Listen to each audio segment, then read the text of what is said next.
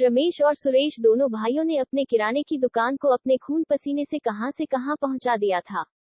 जिस दुकान से कभी बड़ी मुश्किल से पेट भरने लायक आमदनी होती थी, आज उसी दुकान से सब राजपाट हो रहे हैं।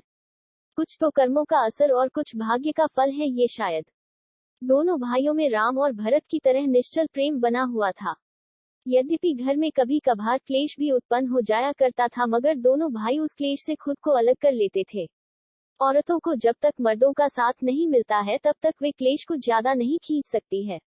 दोनों भाइयों की इस नीति से घर में आमतौर पर सुख शांति बनी हुई थी। बड़े भाई रमेश की पत्नी गंगा दिन भर घर के काम धंधों में लगी रहती थी। उसे खाना बनाना, घर के काम करने में अतिशय सुख मिलता था। छोटे भाई सुरेश की पत्नी नर्मदा को अपने बच्चों से ही फुर्सत नहीं मिलती थी। भगवान ने दोनों औरतों के साथ न्याय नहीं किया था। एक को निर्धन बना रखा था तो दूसरी को छप्पर फाड़ कर दिया था। गंगा की गोद सूनी थी तो नर्मदा के 4 बेटे थे। सबसे छोटा बेटा निखिल तो अभी 6 महीने का ही था।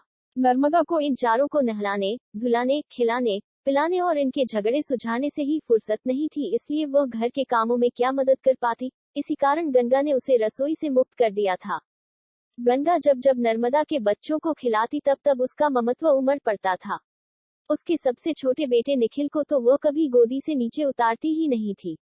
उसकी नजरों में गंगा एक भिखारिन जैसी थी क्योंकि उसकी गोद सूनी थी, और नर्मदा दुनिया की सबसे अमीर महिला लगती थी क्योंकि उसके 4 बेटे थे। कभी कभी तो अकेले में गंगा चुपके चुपके रोती भी थी। भगवान की पूजा करते समय अक्सर उसकी रोज ही लड़ाई होती थी भगवान से। वह कहती थी कि उसने ऐसा क्या अपराध कर दिया कि उसे भगवान ने एक भी बच्चा नहीं दिया था। पुत्र नहीं दिया तो कम से कम एक पुत्री ही दे देता प्रभु। पर भगवान भी इतने कंजूस होंगे, ये वो नहीं जानती थी। जब जब निखिल को नर्मदा अपने सीने से लगाकर दूध पिलाती थी तब तब गंगा को लगता था कि उसकी छातियों में भी दूध आ गया है। इसलिए कभी कभी वह अकेले में निखिल के मुंह में अपना स्तनाग्र डाल भी देती थी।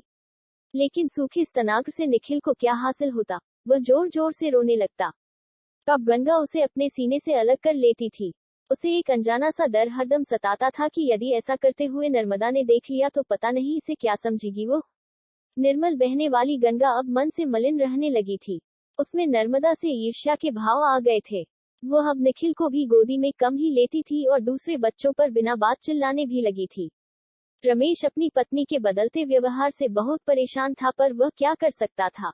एक दिन रमेश ने गंगा के समक्ष एक प्रस्ताव रखा, क्यों न हम लोग सुरेश के बच्चे को गोद ले लें। प्रस्ताव सुनकर गंगा का चेहरा खिल गया और वह चहककर बोली, क्या ऐसा हो सकता है? क्या इसके लिए नर्मदा तैयार हो जाएगी? क्यों नहीं तैयार होगी वह? आखिर उसका बच्चा कहीं और थोड़ी ही जा रहा है। इसी घर में तो रहेगा वह, और वह भी उसकी आंखों के सामने। केवल कानूनी रूप से ही तो हमारा होगा वह। रमेश ने गंगा को सब तरफ से आश्वस्त कर दिया। इससे गंगा का उदास चेहरा गुलाब सा खिल गया था। रमेश ने इसका जिक्र सुरेश से किया और सुरेश ने नर्मदा से। सुरेश के लिए तो बड़े भाई की इच्छा एक आदेश से भी बकत थी, बस उसे तो नर्मदा को ही मनाना था। नर्मदा बहुत समझदार स्त्री थी। परिवार किस तरह से एक रहता है वो जानती थी। उसने हाँ कह दी, पर एक शर्त भी लगा दी। पहला बच्चा पिता का उत्तराधिकारी होता है, इसलिए उसे गोद नहीं देगी वह। सबसे छोटा बच्चा माँ बाप की आंखों का तारा होता है।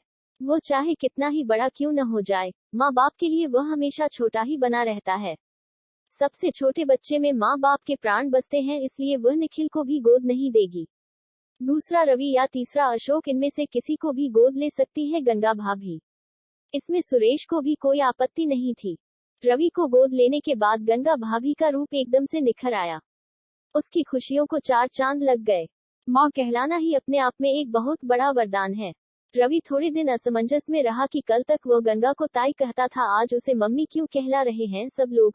लेकिन बच्चे परिस्थितियों से बहुत जल्दी सामंजस्य बैठा लेते हैं, इसलिए थोड़े दिनों की उहापोह के पश्चात सब ठीक हो गया। इस तरह हंसते खेलते 5 साल बीत गए। जब आदमी का मन प्रसन्न होता है तो उसे हर व्यक्ति प्रसन्न नजर आता है। सारा वातावरण आनंदमय सा लगता है और उसके जीवन में सकारात्मकता आ जाती है। इस कारण उसके जीवन में बहुत सी अप्रत्याशित चीजें होने लगती हैं। गंगा के साथ भी ऐसा ही हुआ। उसे वहम हुआ कि उसकी माहवारी या तो बंद हो गई है या अनियमित हो गई है। कुछ दिन तो वह इसे टाल गई। एक दिन उसने रमेश से अपनी उलझन साझा कर ली। दूसरे दिन रमेश उसे एक स्त्री रोग विशेषज्ञ के पास ले गया। उसने गंगा की संपूर्ण जांच की और मुस्कुराते हुए बोली, ये चिंता की नहीं बल्कि खुशी की बात है।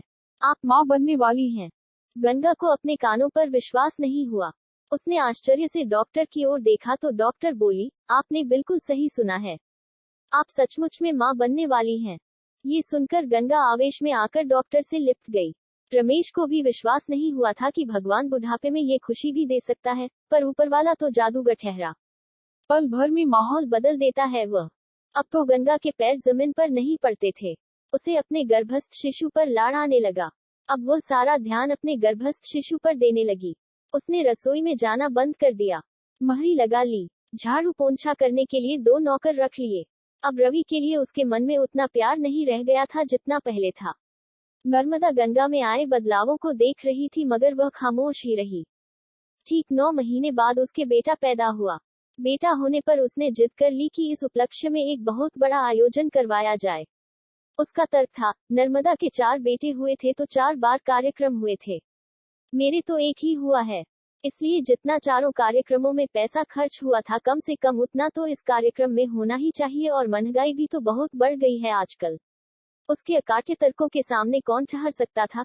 रमेश ने इतना ही कहा कि अभी बच्चा बहुत कमजोर है और अभी महीने भर का भी नहीं हुआ है, इसे कम से कम साल भर का हो जाने दो, फिर एक बहुत बड़ा कार्यक्रम कर लेंगे। लेकिन गंगा को तो सब काम तुरंत ही चाहिए थे, इसलिए वह जिद पर अड़ गई। कुआं पूजन का अभूतपूर्व कार्यक्रम हुआ। सब नाते रिश्तेदार बुलवाए गए। पूरे गांव को जीवन के लिए बुलवाया गया और पंडितों को दिल खोलकर दान दक्षिणा दी गई। गंगा को अब न तो रवि से कोई मतलब था और न उसकी भूख प्यास से। गंगा ने रंग बदल लिया था। नर्मदा को विश्वास ही नहीं हो रहा था कि गंगा गिरगिट की तरह से रंग बदल लेगी। लेकिन हकीकत सामने थी। रवि की उपेक्षा गंगा तो कर सकती थी, लेकिन नर्मदा कैसे कर सकती है। रवि को उसने अपनी कोख से पैदा किया है। आखिर वह गोद चला गया था तो क्या हुआ, नर्मदा का जाइंदा बेटा तो था ही। नर्मदा खून के घूंट पीकर रह गई। वह अब गंगा को समझ गई थी। उसने रवि का भविष्य देख लिया था।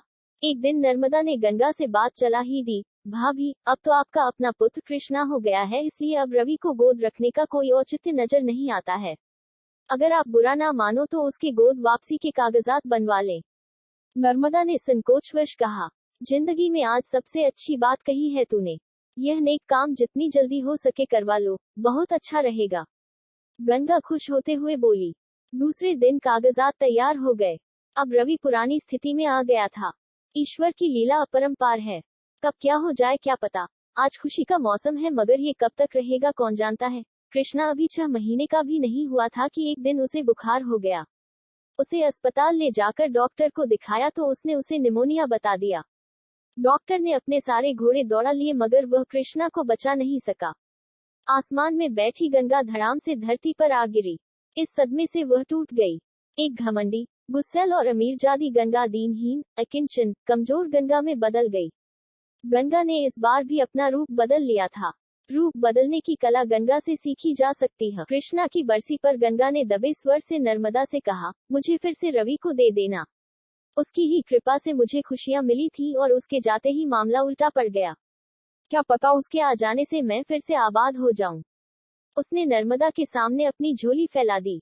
नर्मदा ने इतना ही कहा, रवि कोई खिलौना नहीं है भाभी, एक इंसान है। आप किसी अनाथालय से बच्चा ले लो। मेरे रवि को तो मेरे पास ही रहने दो। नर्मदा रवि की पसंद का खाना बनाने चली गई।